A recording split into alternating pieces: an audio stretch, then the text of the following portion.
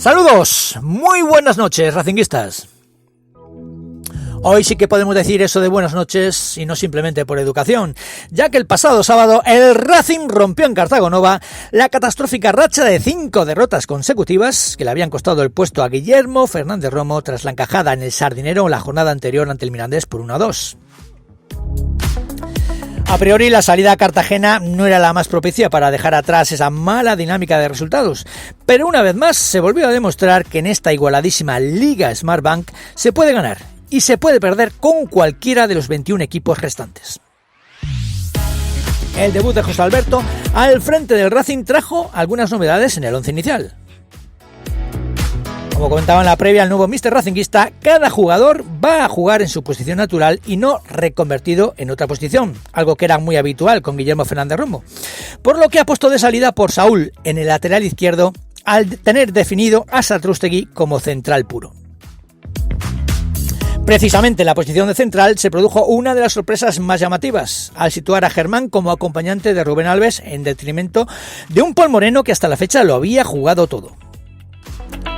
Las otras novedades, algo más previsibles, fueron la inclusión de Aldasoro junto a Íñigo en el doble pivote, en detrimento de un Tienza que se había quedado en Santander al haber sido padre recientemente, y la vuelta a banda derecha de Embula.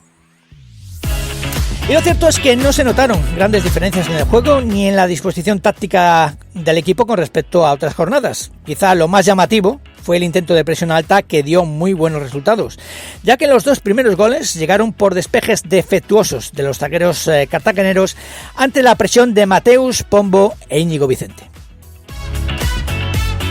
El Racing desconectó totalmente a un Cartagena irreconocible, al que le gusta tocar y combinar, pero a que el Racing el sábado cerró todas las vías de llegada a los dominios de Parera. El juego del equipo continúa siendo manifiestamente mejorable, con demasiados pelotazos sin sentido ni dirección, pero bueno, eso también era previsible porque en apenas 5 días es imposible cambiar demasiado.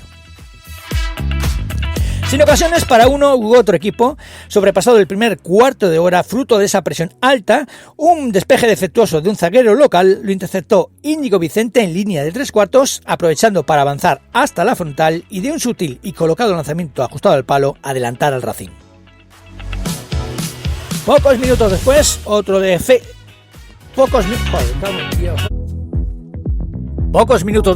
otro despeje defectuoso del meta local Aarón lo interceptó el propio Íñigo Vicente cerca de la frontal, que según le llegó intentó sorprender con un lanzamiento de rosca bombeado al portero que llegó a tiempo de atrapar el balón.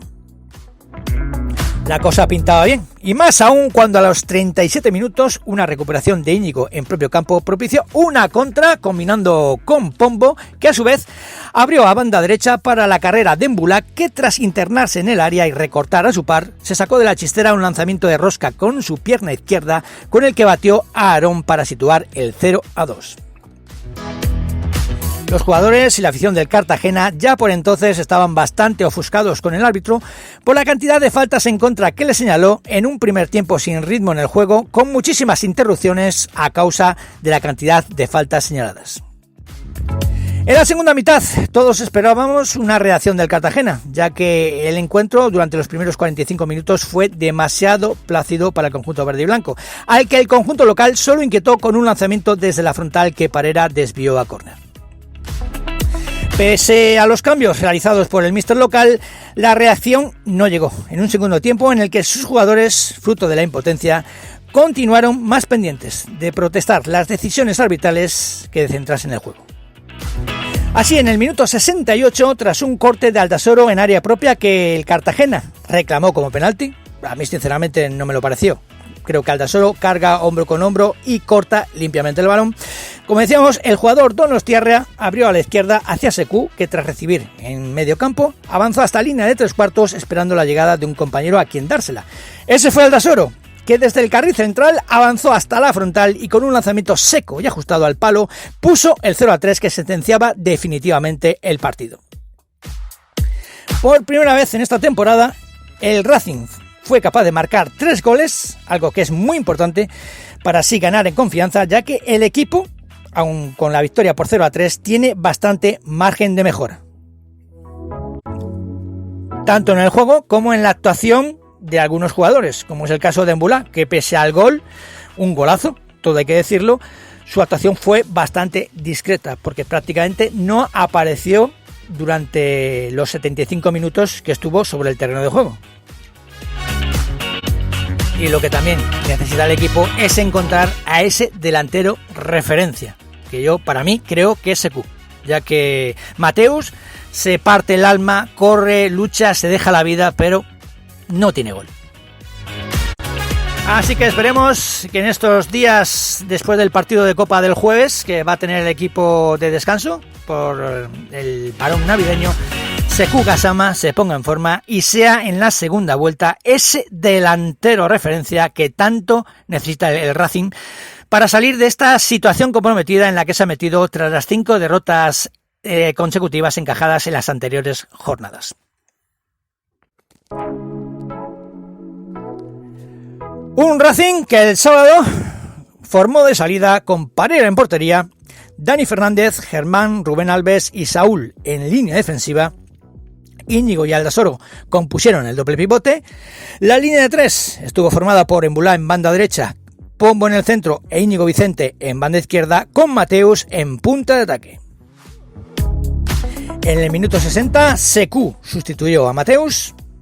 En el 75 entraron Alfón por Íñigo Vicente y Peque por Embulá. Y en el 85 era Arturo el que sustituía a Aldasoro. Y tras el partido tocaba escuchar las declaraciones, la primera rueda de prensa de nuevo el míster racinguista José Alberto. Radio Remix Cantabria.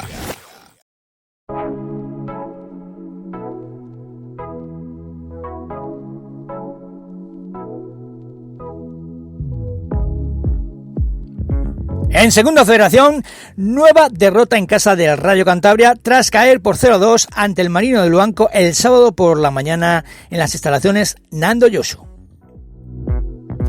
Valioso empate a 2 de la Gimnástica en el Malecón ante el segundo clasificado, el Guijuelo. Y por último, ayer al mediodía, el Laredo consiguió un valioso punto tras empatar a 0 en San Lorenzo ante la Sociedad Deportiva Compostela, el conjunto más en forma del grupo que llegaba a este encuentro tras sumar 5 derrotas. Hostia, me cago en mi puta vida.